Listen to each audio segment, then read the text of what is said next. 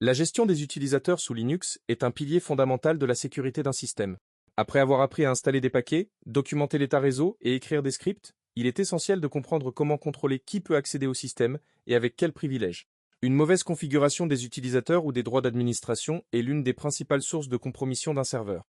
Sous Linux, chaque utilisateur est identifié par un identifiant numérique appelé UID, User Identifier. Le compte administrateur suprême, appelé root, possède toujours le 8.0. Il dispose de tous les droits sur le système. Il peut lire, modifier ou supprimer n'importe quel fichier, arrêter des services ou créer d'autres comptes. C'est précisément cette toute-puissance qui rend le compte root dangereux. Si un attaquant l'obtient, il contrôle intégralement la machine. Les informations sur les utilisateurs sont stockées dans plusieurs fichiers essentiels. Le fichier, /, etc. contient la liste des comptes, avec pour chaque ligne le nom d'utilisateur, un champ mot de passe. Souvent, un simple X renvoyant vers un autre fichier, l'UID, le GID, groupe identifié, identifiant de groupe, un commentaire, le répertoire personnel et le shell de connexion.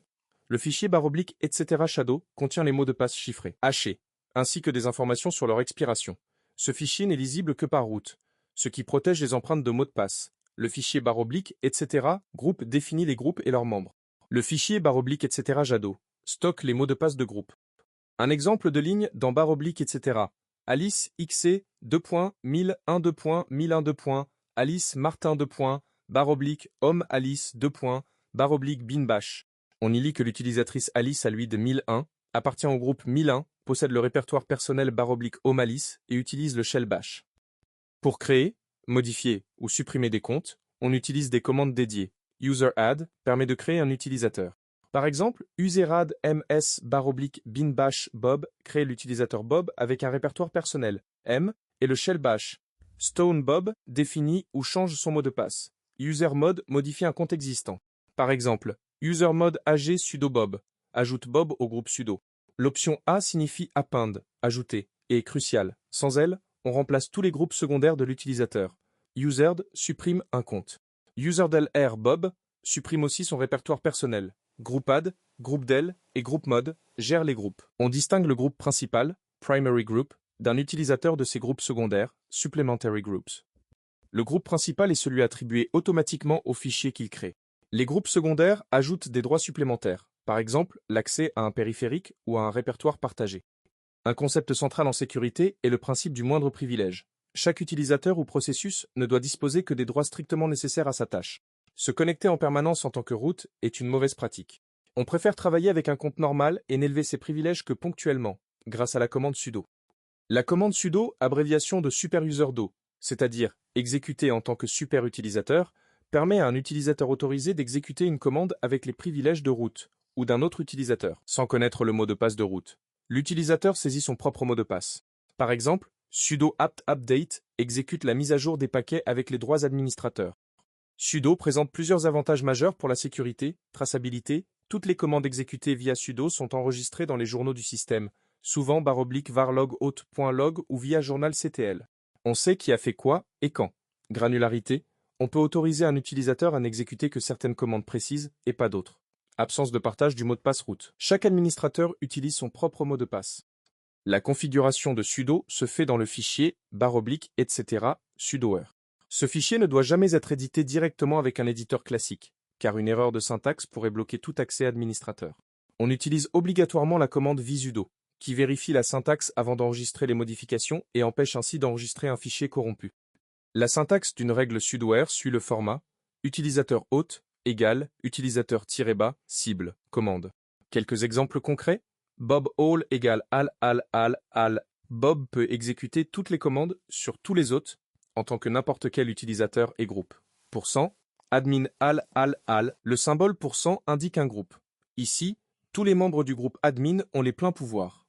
Alice all égale all, /usr, bin system, ck, restart, unjix et rien d'autre.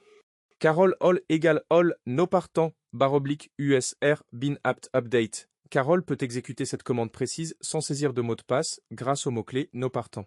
Le mot-clé noteparn supprime la demande de mot de passe pour les commandes concernées. Il est pratique pour l'automatisation, script, tâches planifiées via cron, mais représente un risque de sécurité. Si le compte est compromis, l'attaquant obtient l'élévation sans obstacle. Il faut donc l'employer avec parcimonie. Dans les distributions comme Debian et Ubuntu, le groupe qui donne accès à sudo s'appelle sudo. Dans les distributions de la famille Red Hat, Fedora, CentOS, Rocky, il s'appelle will. Ajouter un utilisateur à ce groupe lui accorde les privilèges administrateurs définis dans etc. sudoer. Il est recommandé de placer les règles personnalisées dans des fichiers séparés à l'intérieur du répertoire etc. sudoer.d plutôt que de modifier directement etc. sudoer. Cela facilite la maintenance et évite d'écraser des règles lors des mises à jour. Le fichier principal contient généralement la directive #includir etc. sudoers.d.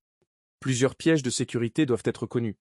Autoriser des commandes trop permissives comme un éditeur, vi, nano ou find via sudo permet souvent une évasion vers un shell root complet.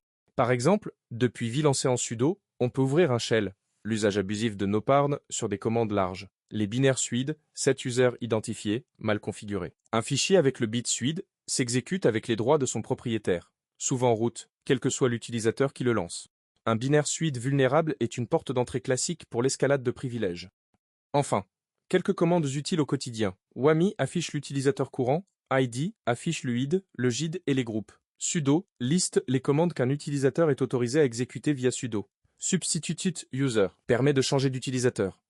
Su bascule vers root avec son environnement complet. Groups affiche les groupes d'un utilisateur.